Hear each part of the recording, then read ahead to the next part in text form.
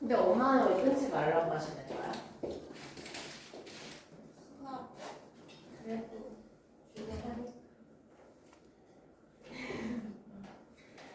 자, 오늘의 첫 번째 작품 태평천하라는 작품부터 같이 한번 진행을 해볼 거야, 얘들아. 자, 일단은 우리가 이 제목을 선생님이 이렇게 판서를 좀 해놨는데 이 제목의 뜻이 뭔 것 같아? 제목의 뜻이 뭘까요?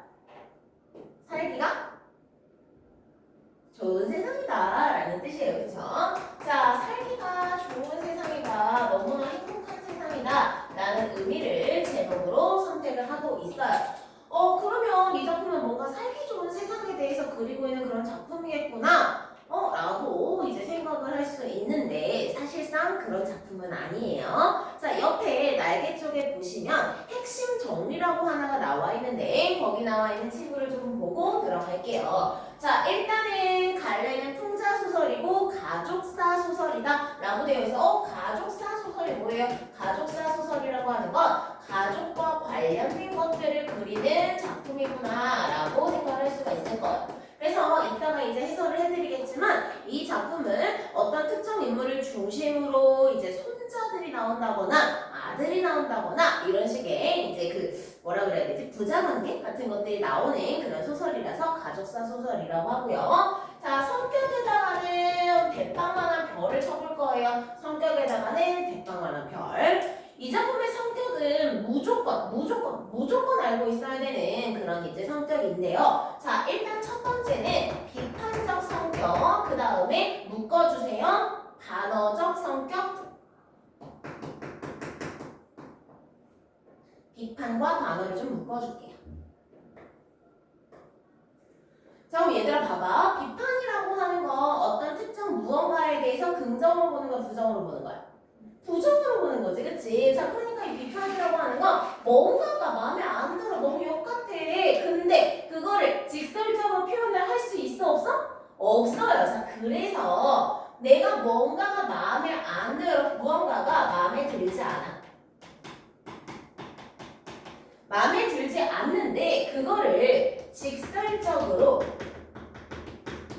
표현을 할 수가 없어. 직설적으로 표현을 할 수가 없어. 그래서 마치 이제 겉으로는 이제 긍정하는 것처럼 표현을 함으로써 이제 속뜻을 이제 돌려서 말하는 그런 표현을 가지고 있다는 거죠. 그래서 직설적으로 표현을 할 수가 없기 때문에 단어적인 표현으로 무언가를 비판을 할 수밖에 없는 상황이야 라고 연결해주면 되고요. 이것 때문에 나오는 성격, 화살표를 연결해 주시고요. 그래서 풍자라는 성격이 나오는 거예요. 내가 뭔가가 마음에 안 들어. 그래서 돌려가고 싶어. 근데 너는 생각해봐. 그냥 돌려가면 기분이 나쁘잖아. 그치? 그래서 기분이 조금 덜 나쁘게 풍자적인 성격을 넣어서 반어적인 효과를 극대화한다고 생각하면 되는데, 자, 풍자는 뭘 유발하지?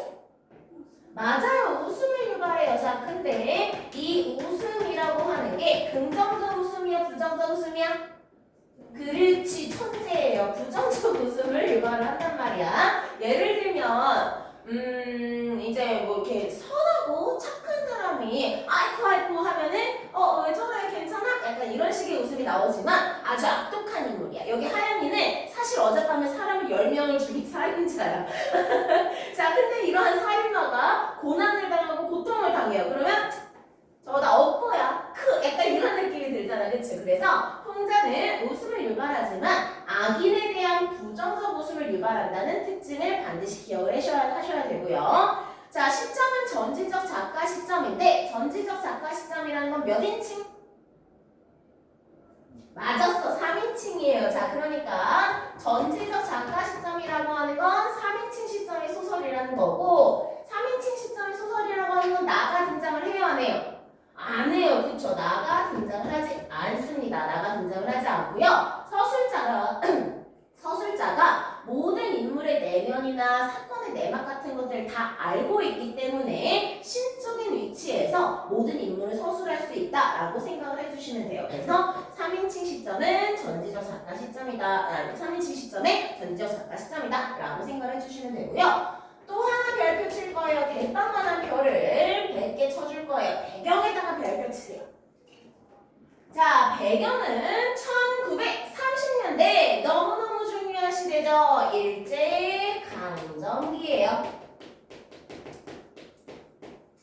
자, 일제강점기라고 하는 이 시대적 배경은 얘들아 우리 유전자에 새겨져 있는 거 알지?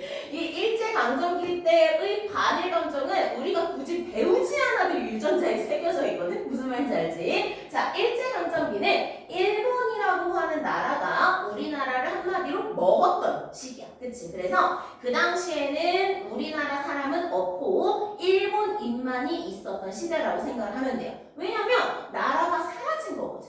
나라를 잃은 거거든요. 그쵸? 자, 근데 이 일제강점기 시대에는 부정적인 세력들이 여러 가지 종류들로 나오는데 예를 들면 이런 세력도 나올 수가 있겠죠? 그냥 일본인 자체도 부정적 세력일 거고 그리고 그 일본인들한테 붙어서 싸바싸바 하는 애들 뭐라고 해? 그렇지, 친일파라고 해. 자, 이런 친일파 같은 애들 일본에 붙어가지고 뭐 콩고물이라도 얻어먹을 거 없을까 하면서 싸바싸바하고 우리나라 조선인들만 무시하고 괴롭히고 이런 인물들을 이제 부정적으로 우리가 본단 말이죠. 그래서 배경에 일제강점기라고 하는 건 뭔가 그런 인물들이 나오겠구나라는 걸 연결할 수 있는데 자, 문제는 뭐냐면 이 작품의 제목이 태평천하예요. 일제강점기를 시대적 배경으로 하고 있는 작품이고 우리나라 사람이 쓴 작품이야. 근데 제목이 태평천하네? 이 태평천하 무슨적 표현일까? 진짜 살기 좋은 거야? 아니죠. 무슨적 표현이에요? 이게 바로 단어적 표현이야. 이해되죠? 이해되죠? 그러니까 일제강점기를 사는 우리나라 작가가 태평천하라는 제목으로 소설을 발표했다? 일본인들 입장에서는 역시 뭐 이렇게 생각할 수 있잖아요. 근데 사실 그 내막을 살펴보면은 아니 나는 살기 좋다고 진심으로 얘기하는 게 아니라 반대로 표현하는 거야. 돌려서 표현하는 거야. 내가 진짜로 표현을 했으면 너네가 이 소설 찢어버렸을 거냐? 라는 식의 의도가 담겨 있을 수 있다라고 볼 수가 있겠고요. 자, 주제 볼게요. 자, 주제를 봤더니 자, 밑줄 하나 쳐볼 거예요. 부조리한 사회 현실. 부조리한 사회 현실에 대한 통자적인 비판이 담겨 있네. 여기에서 부조리한 사회 현실이라고 하는 건 일제강점기를 얘기하는 거겠죠. 그쵸? 부조리한 사회 현실은 일제강점기를 얘기하는 거겠구나. 자, 주제까지 살펴봤고 마지막으로 본문을 읽기 전에 특징 두 가지를 체크 빵빵 하고 가겠습니다. 자, 일단 첫 번째 밑줄 치세요. 희화화. 이 작품의 아주 중요한 특징 중에 하나죠. 자, 희화화는 뭘 유발하는 거예요? 희화화는 뭘 유발할까요? 희화화는 웃음을 유발해요. 그쵸? 그래서 희화화라고 하는 것을 통해서 좀 더 풍자의 효과를 정확하게 전달한다 라고 되어 있는데 둘 다 웃음을 유발하는 거잖아? 둘 다 웃음을 유발하는 거니까 더 우스꽝스럽게 누군가 인물을 표현을 하겠지. 그치? 자, 그 다음에 두 번째 특징. 두 번째 특징 용어 꼭 기억하셔야 돼요. 방언. 방언이 뭐요? 방언이 뭐요? 방언은 사투리야. 그치? 방언은 한마디로 이제 사투리라고 생각을 하시면 되는데 이 사투리라고 하는 건 뭐 경상도 사투리, 뭐 전라도 사투리, 뭐 여러 가지 사투리가 있을게요. 자, 그러한 방언을 사용했고 플러스 밑줄 치세요. 구어체 밑줄. 구어체는 말을 하는 듯한 표현이라고 생각하시면 됩니다. 그러니까 안녕하십니까? 이런 건 문어체에 해당이 돼요. 근데 안녕하세요? 뭐 이런 것들은 구어체에 해당이 되겠죠. 그래서 실제로 말을 하는 듯한 그런 현장감을 드러낸다는 거고요. 그 다음 세 번째 판소리 사살문체. 이따가 체크해드리겠지만 판소리 사살문체는 누군가한테 말을 해주는 그런 표현이라고 생각을 하시면 됩니다. 자, 그래서 이런 세 가지 것들을 통해서 연결하세요. 작품의 생동감을 불러일으켜. 생동감이라고 하는 건 마치 살아있는 듯한 표현이라고 생각을 하시면 됩니다. 예를 들면 너네 생각해봐. 자, 곤충 같은 것들 박제해가지고 이렇게 액자에 붙여놓죠. 그쵸? 자, 근데 그게 진짜 막 다리 하나하나부터 해가지고 정말 완벽하게 그 곤충의 모습을 복원한 거기 때문에, 그러니까 복원? 이제 보존한 거기 때문에 정말 실제로는 똑같단 말이야. 그치? 자, 근데 여기 박제된 거미가 있고 여기 살아 움직이는 거미가 있어. 둘 중에 누가 생존감이 있어? 얘가 더 생존감이 있겠지. 그치? 박제된 거미는 어쨌든 간에 죽은 존재이고 움직임이 없단 말이야. 근데 여기 있는 거미는 그러니까 비록 멈춰있는 순간이라 하더라도 살아있는 존재이기 때문에 이 존재한테 더 생존감이 느껴지겠지? 얘도 마찬가지야. 방언, 실제로 사람들이 쓰잖아요. 우리 서울 사람들도 서울 사투리 있는 거 아세요?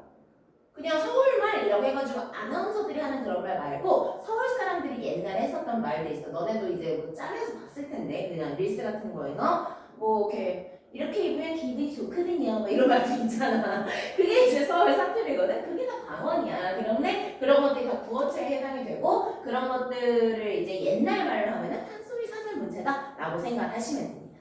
얘들아, 좋아요. 본문 읽어볼게요. 자, 지문을 읽어볼 건데 지문의 내용을 이제 완벽하게 여러분들이 습득할 수 있도록 잘 들어주시고요.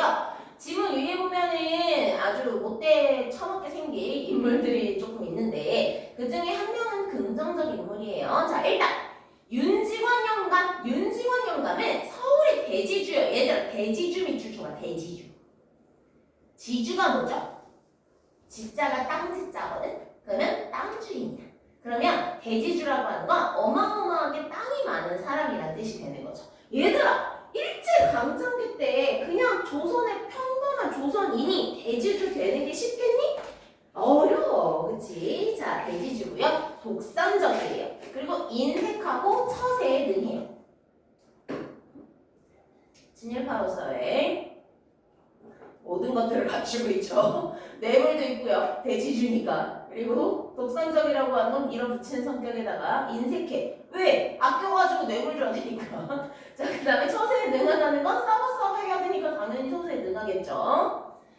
자, 그다음에 윤창식. 얘는 이제 윤주사라고 이제 부르는데요. 이제 그 술을 많이 마셔서 주사가 아니라 직업 이름이에요. 직업 이름. 자, 윤직원 영감의 아들인데요. 노름으로 가사를 탕진합니다. 노름은 이제 도박이에요, 도박. 자, 윤종수도 마찬가지로 윤직원 영감의 손자인데 방탕한 그런 생활을 합니다.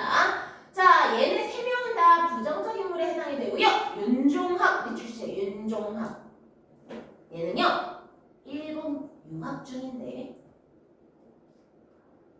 얘들아, 일본에 유학을 하러 간다고 해서 부정적 인물로 보면 안 돼. 윤동주 시인도 일본 유학을 다녀오셨어요. 그치. 그러니까 일본 유학이라고 하는 단어에 꽂혀가지고 얘도 친일파야 이렇게 보시면 안 되고요. 얘가 어떤 인물인지 이제 차근차근 한번 살펴보겠습니다. 앞부분 줄거리 읽어볼게요.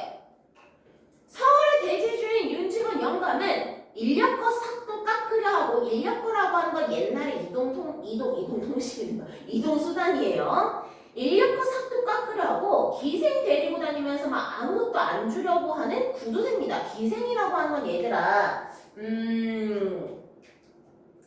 조금 이제 오해가 있을 수 있는데 기생이라고 하는 이것도 이제 일종의 직업인데, 여성의 직업인데, 일제강점기를 기준으로 일제강점기 이전에는 물론 이제 몸을 이제 파는 그런 기생들도 있었지만 오히려 이제 예술가 계통이었다고 생각하시면 돼요. 연예인 쪽에 가까웠다고 생각하시면 돼요. 그러니까 지금은 연예계와 화려계를 나눠서 생각을 하잖아. 연예계는 이제 말 그대로 이제 춤추고 노래하고 연기하는 그런 연예계 쪽이고, 화려계는 우리가 이제 흔하게 생각하는 이제 몸을 사고 파는 그런 사람들이 있는 계를 얘기하는 건데, 옛날의 기생들은 연예계 쪽에 가까웠어요. 근데 일제강점기를 넘어가면서 이 기생이란 직업이 화려계 쪽으로 좀 더 가까워졌어. 그래서 여기에서 이 기생을 데리고 다니면서 아무것도 안 줬다는 건 뭐냐면, 기생이 어쨌든 얘가 좋아가지고 붙어 다니는 게 아니라 얘가 이제 어쨌든 나의 어떤 몸이나 나의 얼굴 같은 것들을 팔아야 이제 돈을 벌 수 있는 거니까 얘 옆에 있는 거란 말이야. 근데 아무도 주지 않았다는 거는 한마디로 그냥 공으로 여자를 데리고 다녔다는 뜻이야. 그러니까 완전 구두쇠인 거죠. 자, 그런 그에게도 구한말 화적들에게 아버지가 죽임을 당한 아픈 기억이 있어. 그래서 윤직원 영감은 일본인들이, 자, 밑줄 한번 쳐볼 거예요. 일본인들이 불한당을 막아주고 자신의 안전을 보장해 준다고 생각하고요. 진심으로 그들에게 고마워하고 경찰서 무도장 짓는 것에 아낌없이 기부한대. 자, 이거 선생님 왜 밑줄 쳤는지 알겠지? 일본인들한테 윤직원 영감은 너무너무 고마워. 그래서 기부를 해. 자, 그는 재산을 지키기 위해 양반을 사고 족보에 도금을 하고요. 금치를 했다는 거지. 손자 윤종수와 윤종학을 군수와 경찰서장으로 만들어서 가문을 빛내고자 한대. 그러나 아들 윤창식은 노름을 해서 가산을 탕진하고 손자 윤종수 또한 방탕한 생활을 하죠. 며느리나 손주 며느리도 고분고분하지가 않고 딸마저 소방 맞고 와서 같이 살고 있어. 윤직원 영감은요, 일본에서 유학 중인 손자 윤종학에게 모든 기대를 걸고 있어요. 그러니까 지금 한마디로 윤직원 영감은 자식을 잘 키워가지고 가문을 반짝반짝 빛내고자 했는데 이 자식 농사에 성공한 거야, 실패한 거야? 실패한 거야. 그치? 그래서 마지막 남은 한 명의 이제 히어로 윤종학, 종학이에게 모든 희망을 걸었죠. 자, 지문입니다. 15번 망진 자는 호연이라 라고 되어 있어요. 자, 밑줄 한번 쳐볼 거예요. 자, 작은 글씨로 뭐라고 나와 있냐면 진나라를 망하게 할 자는 호해라는 자식이다 라고 얘기하는 거예요. 자, 그럼 봐봐 얘들아. 이 나라라고 하는 것이 망했어. 그치? 망했는데 그 망한 원인이 자식 때문이다 라고 얘기를 하고 있는 거잖아. 그러면 이 나라는 어떤 특정 것을 비유해 주는 건데 나라는 뭘 비유해 주냐면 윤직원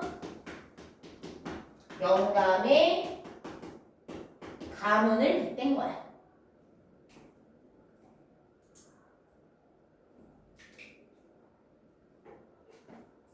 조금 더 정리해보면 윤직원 영감의 가문이 자식인 누구 때문에 윤종학이라는 인물 때문에 망할 것 같아 라고 얘기해주는 거지. 그치? 자, 그래서 밑줄 치세요. 그래서 사건의 전개 방향을 암시해 줬다고 얘기를 하는 거예요. 이해되나?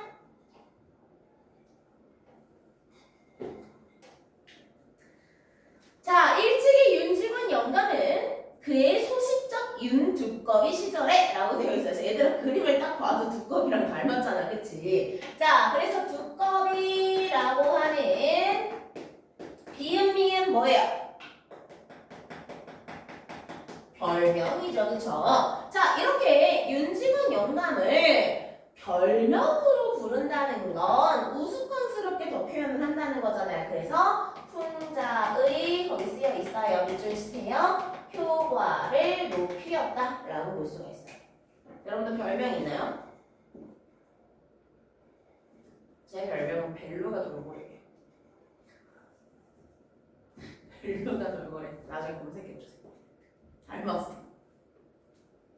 자, 어쨌든 재계약 붙임말 대가리 윤용규, 말대가리 윤용규, 말대가리 윤용규도 밑줄 한번 쳐보시고요. 자, 지금부터 굳이 밑줄 치지 않아도 별명이 나오면 아, 풍자 효과를 높이는 거구나 라고 체크할 수 있어야 됩니다. 말대가리 윤용규. 화장의 손에 무참히 맞아 죽은 시체 옆에 서서 노적이 불탄을 하고 화강이 충천한 하늘을 우러러 이놈의 세상 언제 망하려느냐 했더니 윤직원 영감이 뭐라고 얘기하냐면 와 우리만 빼놓고 어서 망해라 라고 얘기합니다. 밑줄 치세요. 자, 이게 무슨 말이야? 다시 말하면 우리만 잘 살고 다 못 살았으면 좋겠어 라고 얘기하는 거죠. 자, 그러니까 다시 말하면 윤직원 영감이 다 뒤졌으면 좋겠어 라고 얘기하는 거잖아. 비윤리적이고 비윤리적이고 이기적인 그의 가치관이 드러나죠.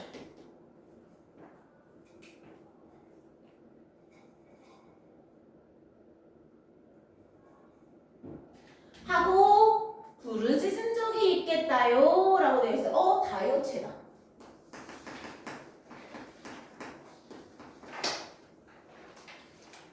얘들아 있겠다요 요게 뭐냐면 조롱하는 어투거든요. 조롱하는 어투인데 이걸 바로 밑줄 쳐보세요. 이게 판소리 문체예요.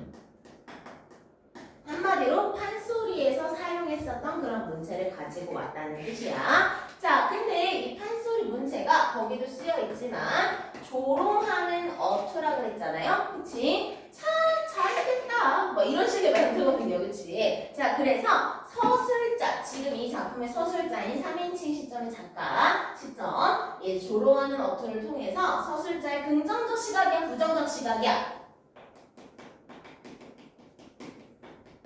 부정적 시각이죠. 부정적 시각. 자, 지금부터 여러분들은 뭐뭐다요 라는 멘트가 나오면 이거 판소리 문체구나. 이걸 통해서 이제 서술자의 부정적 시각을 떠올리는구나 라고 체크를 해주시면 됩니다.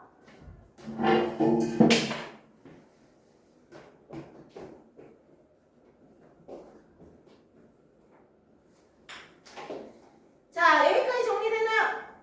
정리되시오. 오케이, 좋습니다. 자, 그리고 이미 반세기 전, 그리고 그것은, 자, 괄호로 묶어볼 거예요. 그리고 그것은 당시 나한테 불리한 세상에 대한 격분된 저주요, 겸하여 웅장한 투쟁의 선언이었습니다. 라고 되어 있어요. 웅장한 투쟁의 선언이었습니다. 바로 닫아봅니다.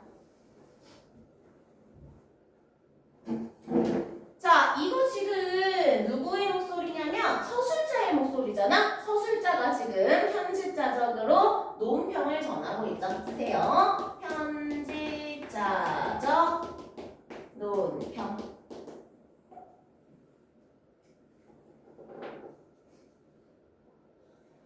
자, 그리고 웅장한 투쟁이라고 하는 부분에다가 밑줄 치시고요.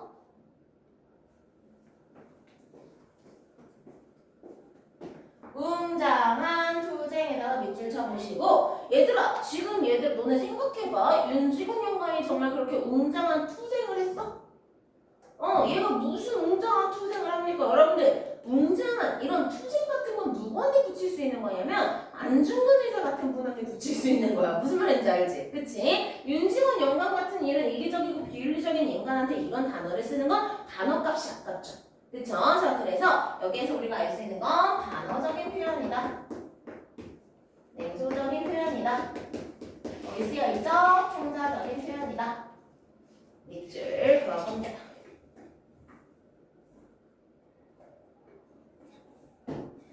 해서 윤지곤 영감은 과연 승리를 했겠다요? 라고 되어 있어요. 자, 여기서도 마찬가지로 편집자적 논평이 나옵니다. 밑줄 쳐주시고요. 얘들아, 윤지곤 영감이 이겼다는 건 나라가 뭐 된 거야? 망한 거죠. 그쵸? 그리고 윤지곤은 부자가 됐겠죠.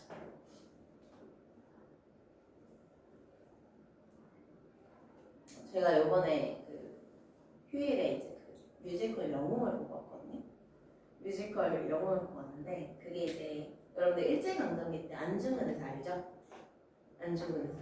안중근 의사에 대한 얘기야. 그러니까 크게 보면은 이제 어떤 사건을 다루고 있냐면 안중근 의사가 일단 사람인데 안중근 의사가 하얼빈이라는 역에서 이토 히로부미를 향해서 3번의 총을 쏴요. 총알을 쏴요. 그리고 나서 이토 히로부미를 죽인단 말이야. 그리고 나서 이토 히로부미를 살해한 혐의로 일본 재판장에 서가지고 거기서 이제 사형을 선고받고 이제 사형대에 올라서 이제 사형을 당하는 그런 이제 이야기를 다루고 있어. 근데 우리 아까도 말했잖아. 우리 유전자에 새겨져 있는 거 알지? 그 일제 강점기에 대한 반일 감정 새겨져 있는 거 알죠? 그래서 사람들이 진짜 막 진짜 주변에 다 울어. 그리고 이제 그 마지막에 그 안중근 의사가 사형당하기 전에 그 교도관이 좀 친하게 지냈던 교도관이 있어. 너네들도 검색해보면 나올 텐데 그 교도관이 선물을 이렇게 이제 당신한테 온 겁니다 하면서 이제 전달해주는 게 있거든요. 근데 그게 옷이야. 옷인데 이게 무슨 옷이냐면 어머니 안중근 의사의 어머니가 직접 지어서 보내신 수의야. 수의가 뭐냐면 죽을 때 입는 옷이거든요. 그러니까 어머니가 직접 지어주신 그 수의를 보고 그 안중근 의사가 이렇게 우는 장면이 있단 말이야. 근데 그 장면에서 모든 사람들이 그 관객 모두가 주변에 다 이 소리 들려. 다 이 소리 들리고 아 너무 많이 울어가지고 진짜 저 그래서 지금 유튜브랑 저 인스타에 그 알고리즘 뜨잖아요. 거의 모든 독립운동가들을 다 보여주고 있어 지금. 일단 유관순부터 시작해가지고 온갖 독립운동 노래부터 시작해가지고 모든 걸 다 보여주고 있거든요. 저 그래서 지금 약간 이 작품 너무 짜증나요. 이제 친일파 할 거거든요. 이제 친일파의 이제 본격적인 행동을 할 건데 어쨌든 여러분 꼭 보세요.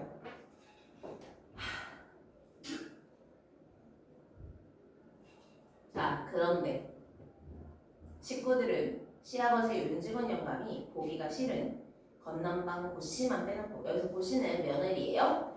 서울 아씨, 딸 태식이, 아들, 뒤채 두 동서 며느리들 모두 안방에 모여 종수를 맞이하는 예를 표하고 그들의 용의 아래 윤직원 영감과 종수는 각기 아랫목과 뒷벽 앞으로 갈라앉았대. 방금 점심 밥상을 받은 참이에요. 너 경손애비 부디 정신 차려라 하고 윤직원 영감이 종수한테 곰곰이 훈계를 합니다. 안 식구가 있는 데라 점잖게 경손애비죠. 정신을 차려야 할 것이 네가 암만 하여도 네 아우 종학이만 얘들아 종학이 체크해봐 종학이 아까 일본 유학생인 인물이라고 했죠. 자 종학이 윤직원 영감의 둘째 손자라고 표현이 되어 있는데요. 이 작품 내에서 밑줄 치세요. 유일하게 긍정적인 인물이야. 유일하게 긍정적인 인물.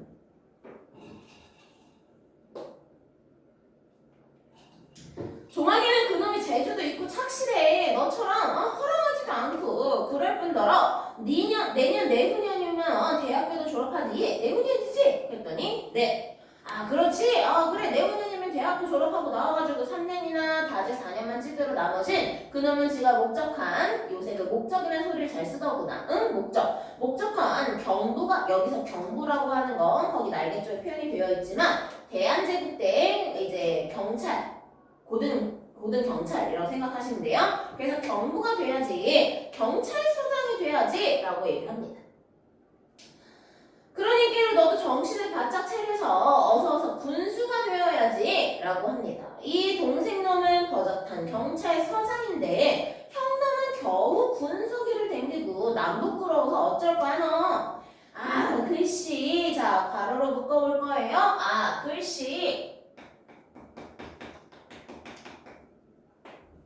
글씨 군수되고 경찰서장 되고 하면은 너덜 좋고 너희 더 호강이지 뭐 그 호강 나를 주냐? 라고 얘기합니다. 바로 닿습니다. 자 사실 얘들아 지금 뭐 경찰서장이고 뭐 어쩌고 저쩌고 지랄이고 나발이고 간에 이거를 되라고 얘기를 하는 건 윤직원 영감이잖아. 얘네가 되고 싶다고 했어?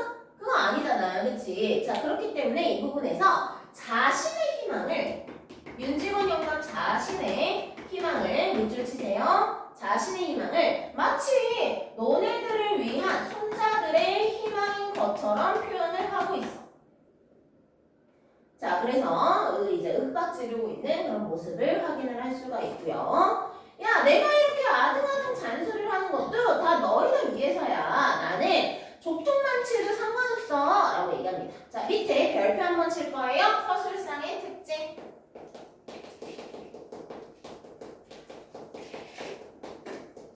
자, 서술상의 특징 그리고 그 효과에다가 별표 치세요. 왕별 빵빵.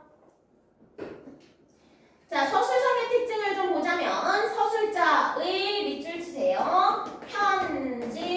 편집자적 논평. 얘들아, 편집자적 논평이 뭐냐면 이제 서술자가 원래 작품 내 자신의 목소리를 드러내면 안 되거든요. 그치? 근데 서술자가 작품으로 쑥 들어와가지고 이거는 이런 거야, 뭐 저런 거야, 이건 나쁜 거야 이런 식으로 평가를 낸다고 보시면 돼요. 그래서 편집자적 논평은 서술자의 평가야 라고 얘기를 하시면 됩니다.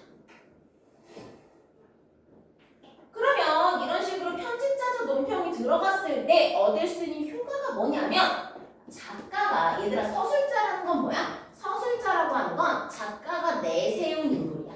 그치? 작가가 내세운 인물이 이제 그 말을 보탬으로써 작가의 의도를 훨씬 더 정확하게 전달할 수 있지. 작가의 의도가 뭐예요?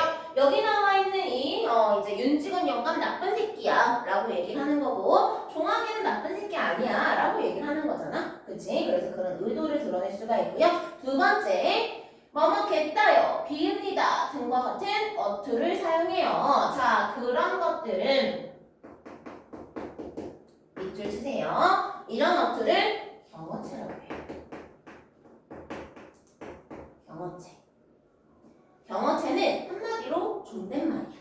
그치? 자, 존댓말인데 존댓말을 통해서 오히려 더 조롱의 효과, 희화화의 효과를 높일 수 있다는 거죠.